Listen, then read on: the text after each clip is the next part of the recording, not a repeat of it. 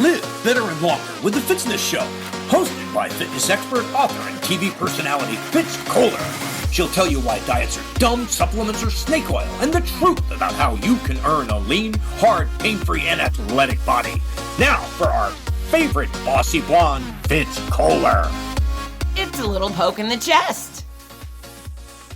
Well, hi team, I'm Fitz, your super bossy fitness pro from fitzness.com, and welcome to the Fitzness Show. Today we're going to talk about being on time. That's right. If you are Dilly-Dally Dave or the Behind-a-Saurus Rex, it's time to nip that behavior in the bud because it sucks and nobody likes it. That's right.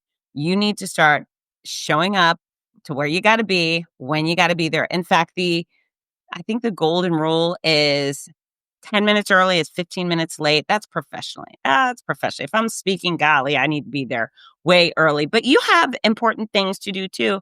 And also you have important people that are waiting for you, that are expecting you. And have you ever been in a situation where someone has really just been late for you? You're supposed to meet them for lunch at noon and 12:05 goes by, then 12:10 and 12:15. You're looking at your clock thinking, enough, dude, I got to be somewhere else. Like, I can't spend all day waiting for you.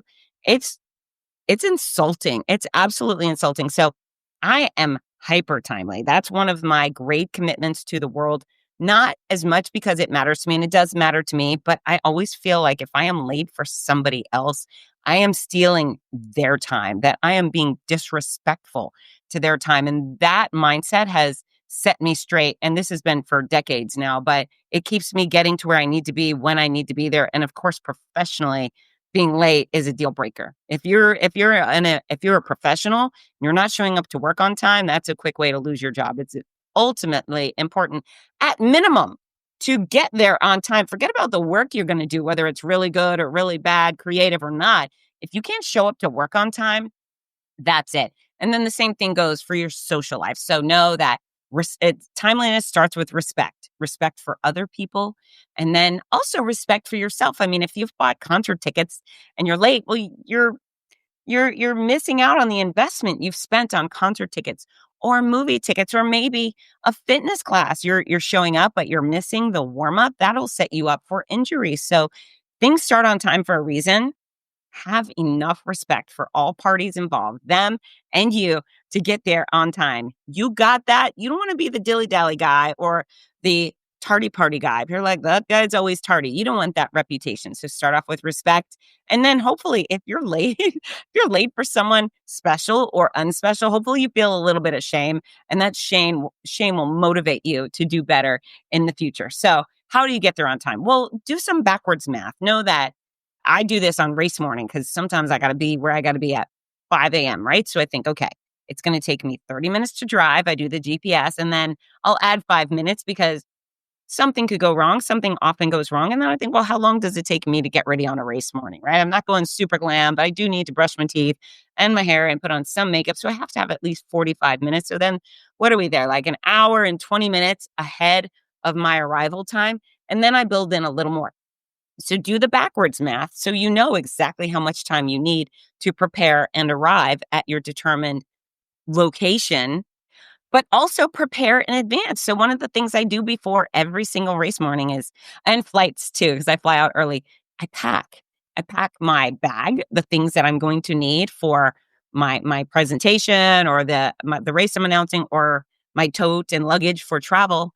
But then I also decide what I'm going to wear, and then I put it right in the bathroom. I fold it up neatly. I've got my underwear, my bra, my pants, my top, my socks, my shoes, my makeup is ready. Everything is ready just so I don't have to do extra work in the morning. I don't need a lot of confusion. I don't need to be thinking, where is the underwear? I don't have any underwear today. I need to know that the underwear is there. And then that also allows me to sleep a little longer because I've prepared. So to do some upfront work, depending on whatever you've got to do. If you've got a busy day and you know you're going to a concert at night, okay, well, set out your concert clothes or your workout clothes or whatever it's going to be. But preparing in advance certainly goes a long way. I set alarms. I set the wake up alarm, and then I set another alarm for a minute later. So maybe I wake up, alarm goes off at 4, then at 4:01, sometimes 4:02, depending on how necessary it is that I get up at that time. And then I'll set an alarm full of reminders. Don't forget to grab your announcer bag, or don't forget to grab your cowbell. And then I set an alarm that says, you must leave now. You must leave in 5 minutes. And so these little alarms in my cell phone, they keep me on track. And I encourage you to do that too. If you're someone who just, you whoopsie daisy are always showing up late, set some alarms for yourself. Coach yourself. It's you being your coach. In fact, put a little Fitzy on your shoulder. If you need a recording of me to put in your phone and serve as an alarm so I can shout out, get moving, folks, I can do that. I can do that. Prioritize sleep.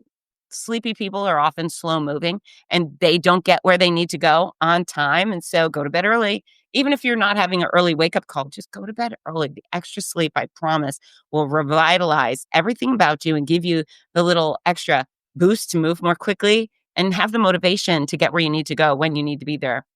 And lastly, it all comes back to discipline. And so motivation, that's you wanting to do something.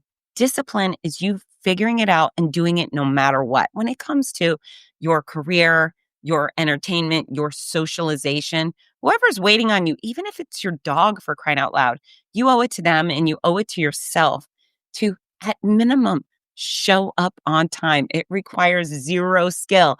It requires zero charisma.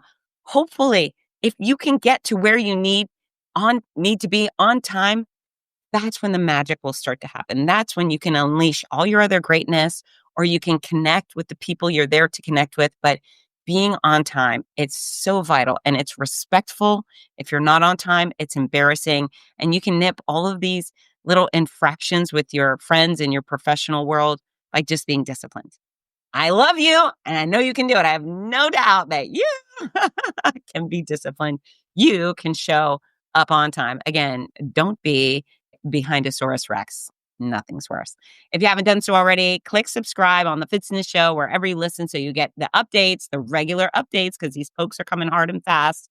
Share them with your friend. Share it with your delayed Dana and your dilly-dally Dan. Share it with them. If you have someone who needs a little encouragement to get to the places they need to be on time, send my big bossy message their way. I love you. Get to work. Bye, team. Mwah! Are you looking for the perfect gift for a loved one battling cancer? The Cancer Comeback Series by Fitz offers hope, inspiration, and practical guidance. With Your Healthy Cancer Comeback, My Noisy Cancer Comeback, and The Healthy Cancer Comeback Journal. These books are a lifeline for all patients and survivors. Right now, you can order autographed copies at a special discount. Show your support and help a loved one go from sick to strong. Visit fitzness.com today. That's FITZNESS.com. Fitzness.com.